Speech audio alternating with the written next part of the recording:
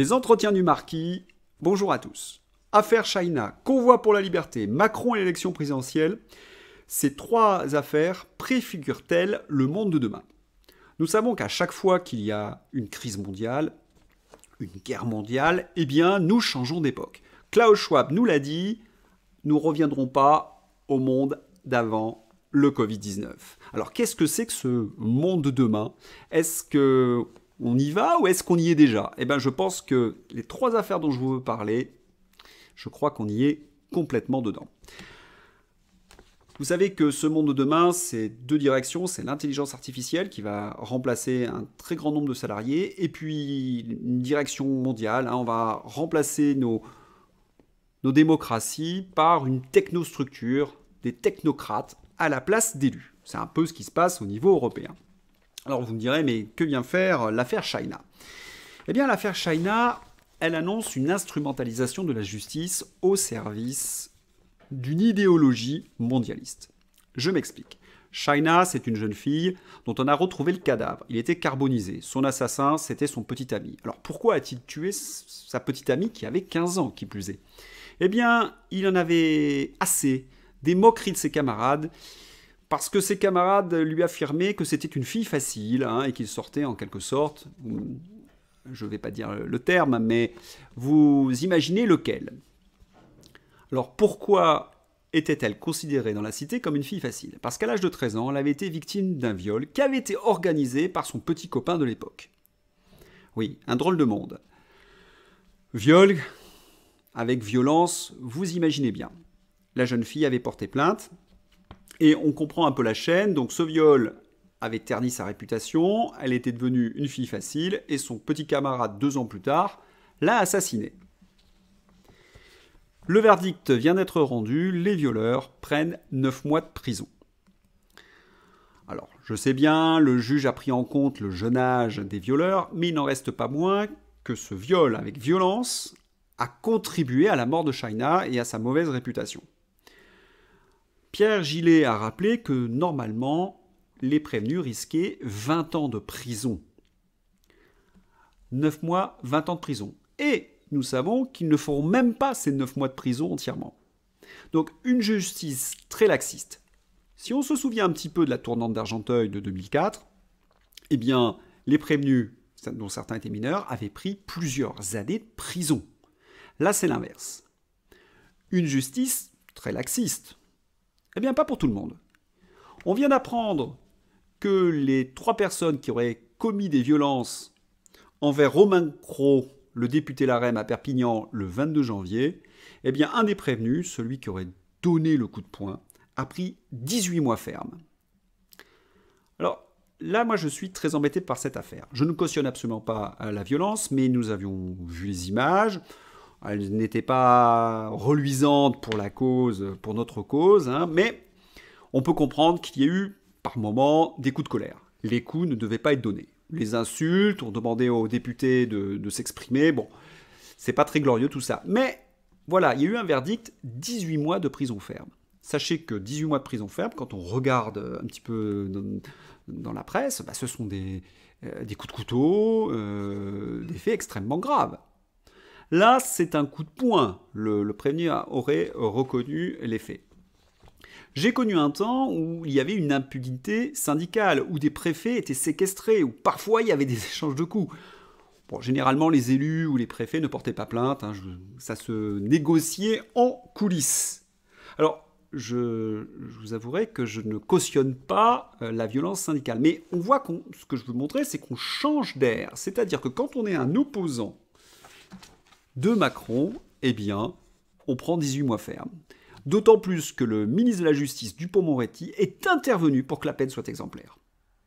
On ne touche pas aux élus. On dirait qu'ils ont peur, parce que pour affirmer ce genre de choses. Alors moi, toute cette histoire me gêne énormément. Pourquoi? Parce qu'elle rappelle ce qui s'est passé en 2019 avec les Gilets jaunes.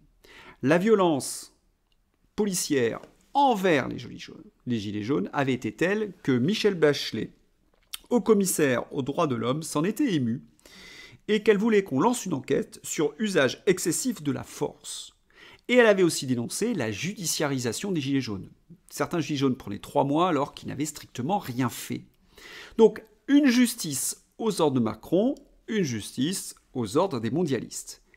Et on est obligé de mettre cette affaire en parallèle avec ce qui s'est passé pendant l'élection présidentielle américaine, où nous avions des Black Lives Matter qui commettaient des pillages, des agressions, qui étaient arrêtés parfois par la police quand ils étaient arrêtés, et qui étaient relâchés très rapidement par les juges démocrates. On avait véritablement une justice, permettez-moi l'expression, tribale. Et c'est ce qui est en train d'arriver en France. Oh, vous allez me dire, c'est pas neuf, hein. Oui, mais j'ai l'impression qu'il y a une sorte d'accélération. La justice est véritablement aux ordres de Macron, aux ordres du pouvoir, aux ordres de l'idéologie mondialiste. Voilà. Et je pense évidemment à tous les opposants, il faudra faire attention, hein, de calmer ses colères et d'être irréprochable. Ils nous demandent d'être irréprochables alors qu'eux, ils ne le sont pas, hein. On sait quand même que Macron a pas mal d'affaires judiciaires, et notamment celle de la vente d'Alstom, hein, où il y a un pacte de corruption, il y a une enquête. Hein. On a une autre enquête de Macron sur son financement de campagne. Donc, on a des gens qui ont des affaires vraiment importantes. La justice est très lente. Il y a souvent des non-lieux. On abandonne les plaintes. Mais par contre, un type qui perd ses nerfs, il prend 18 mois ferme. Voilà. C'est le monde de demain, c'est le monde de Macron. Ensuite, je voudrais parler de quelque chose que j'ai déjà traité dans ma dernière vidéo. C'est l'affaire du convoi pour la liberté. C'est très difficile d'avoir des informations. Que Trudeau se soit sauvé, c'est une information que vous ne trouvez que sur les réseaux sociaux, parce que dans les journaux, on n'en parle pas. Il se trouve qu'un camarade m'a envoyé un extrait de Ouest France. C'est un petit entrefilet qui doit être au fin fond du journal, hein, qui explique qu'en fin de compte, il y a des manifestants d'extrême droite liés au groupe néo-nazi qui ont manifesté ce samedi au Canada. Non mais... on peut dire n'importe quoi, mais là, ça dépasse l'entendement. Là, c'est du dénigrement pur et simple. Donc, quelqu'un qui ne va pas sur les réseaux sociaux comprend qu'il y a une manifestation de néo-nazis au Canada. C'est tout ce qu'il va retenir. Ce qui, évidemment, est une information fausse. Je m'en suis un petit peu ému auprès d'un camarade journaliste australien, puisque dans la presse australienne, il n'y a aucun compte-rendu de ce qui se passe au Canada. Et il n'y a pas non plus de compte-rendu, puisqu'il y a un convoi aussi pour la liberté qui est arrivé à Canberra et qui a encerclé le Parlement de Canberra. Et j'ai dit au camarade journaliste, je lui ai dit, mais pourquoi je ne trouve rien dans ton journal ? Et il me dit, oh, tu sais, on reçoit de terribles pressions, les politiques sont venus, ils nous ont appelés à la responsabilité, ils parlent de guerre civile, et nous, on ne peut rien faire. De toute façon, si je faisais quelque chose, et si je voulais écrire quelque chose, me dit-il, je serais mis à la porte demain. Voilà où on en est. C'est-à-dire qu'il y a quand même des journalistes qui essaient de faire leur travail, mais ils reçoivent de telles pressions qu'ils sont obligés de se censurer. C'est ça, la presse de demain. Hein, cela annonce ce qui va arriver. L'affaire China, la justice complètement instrumentalisée, mais idem pour la presse. Et vous le constatez, si vous regardez vos journaux, vous n'avez pas de grandes informations. Quand je veux avoir des informations sur ce qui se passe au Canada, je suis obligé de passer par les réseaux sociaux. Alors il faut évidemment comparer les sources, faire attention de ne pas se faire avoir, parce qu'il y a toujours des petits malins qui racontent n'importe quoi, mais c'est vraiment le seul endroit où je peux être informé. Enfin, je voudrais parler de Macron et de la campagne présidentielle. Macron estime qu'il n'a pas à débattre, et vous le savez, lors du premier tour. D'ailleurs, il n'a toujours pas annoncé sa candidature. Mais ce que vous avez constaté, si vous avez suivi mes précédentes vidéos, c'est qu'il refuse de répondre aux questions des journalistes. Ou alors, quand il est interrogé par un journaliste, c'est un journaliste de cour, un larbin, genre Darius Rochebin, Léa Salamé ou Gilles Boulot. Hein, ce sont des gens qui l'accueillent. Bonjour Monsieur le Président, voilà, vous êtes bien. Voilà, c'est vraiment le journaliste de cour. Vous n'aurez pas un journaliste de réinformation qui arrivera et puis qui posera des questions un peu péchues. Hein, Monsieur le Président, Alstom, le pacte de corruption, pouvez nous expliquer ? Par exemple, ce genre de choses. L'instrumentalisation de la presse, vos rapports avec la presse et les grands patrons, non ? On peut savoir quels sont les rapports avec les grands éditorialistes de LCI ? On aimerait en savoir un peu plus. Bah, Ça, vous n'aurez jamais ce genre de journaliste devant le président de la République. Non, d'ailleurs, il ne veut plus répondre aux questions, vous le savez bien. Donc, pas de débat. Et Macron se contente seulement de communiquer, préparé par ses équipes. C'est un véritable déni de démocratie et ce ne va pas bien. Et cela rappelle évidemment Joseph Staline et ses grands discours. On en est là aujourd'hui en France, justice, presse, pouvoir politique. Le monde de demain en quelque sorte. Puisque si vous avez une technostructure qui dirige tout, les gens qui seront en place ne seront que des communicants.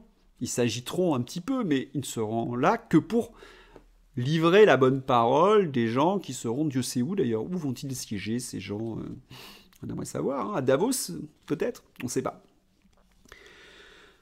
Alors, dans le programme de Macron, quand on regarde, il nous explique qu'ils vont essayer de mettre en place que les Français aient plus de devoirs que de droits, et puisque nous avons le pass vaccinal, et puis qu'il a commandé des drones, et il est dans l'agenda européen de l'identifiant numérique, on comprend bien que Macron est en train de mettre le contrôle social à la chinoise. Donc le monde de demain, en quelque sorte, il est là. Hein. Alors vous allez me dire, si, il manque quelque chose. Il manque l'intelligence universelle. Eh oui, mais ça vient de plus en plus. Hein. Les entreprises sont prêtes, ils savent faire. Vous remarquez qu'en termes de médecine, par exemple, vous avez de plus en plus de Doctolib. Alors, bien sûr, on n'en est pas encore avec la petite puce, ce qu'ils appellent. Hein. C'est pas du complotisme, hein. C'est quelque chose qui existe réellement. C'est une petite puce qu'on vous implante et qui permet de repérer votre tension, votre taux de cholestérol, etc., vos données de santé. C'est vrai qu'on n'en est pas encore là. Et si elle envoie un signal, eh bien, vous pouvez recevoir un message sur Internet en vous disant il faut prendre tel ou tel médicament. Remplacer les docteurs par de l'intelligence artificielle. Dans les restaurants et dans les bars, vous pourrez avoir un robot qui vous sert. Alors vous allez me dire, mais ça va faire perdre des millions et des millions d'emplois. Il y a tas de gens qui vont se retrouver au chômage. Ah ben ils ont pensé à tout, hein, vous pensez bien. Et Klaus Schwab en a parlé, c'est le revenu universel, défendu par Elon Musk. Alors, si vous voulez être au courant de toutes ces choses, parce que certains m'ont dit, mais il est en train de délirer. Non, non, pas du tout. Vous pouvez lire les livres de Laurent Alexandre, vous pouvez lire les livres de Jacques Attali, de Klaus Schwab, d'Elon Musk, des conférences de Bill Gates, vous pouvez lire Science et Avenir. Vous pouvez relire toutes les revues. Moi, j'avais même lu un livre de Luc Ferry qui parlait du transhumanisme. Vous pouvez aussi suivre les débats à Davos et vous verrez que tout cela est prévu, que ces gens réfléchissent à cela.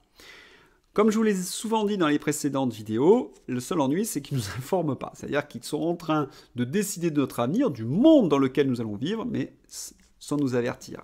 Nous serons à chaque fois mis devant le fait accompli. Alors ce monde, il est extrêmement inquiétant. Il faut faire en sorte de voter aux dernières élections parce que je crois que quand on parle d'élection de la dernière chance, je crains que ça soit vrai. Je veux dire qu'après après avril, si on vote mal, si on ne se révolte pas contre ce monde-là, eh bien, ça deviendra de plus en plus compliqué de changer la trajectoire de ces mondialistes. Alors, nos amis canadiens nous montrent la voie. Nous avons le vote en avril. Je crois qu'il faut absolument l'utiliser. Il faut rentrer en résistance entre guillemets, et puis il faut surtout faire ce que je suis en train de faire en ce moment, c'est-à-dire diffuser ces informations. Il faut liker, il faut soutenir tous ces jeunes et moins jeunes comme moi, hein, qui balançons des informations sur les réseaux sociaux, parce que après avril, ça sera, j'ai peur, trop tard. Bien à vous, à la prochaine pour une vidéo du Marquis.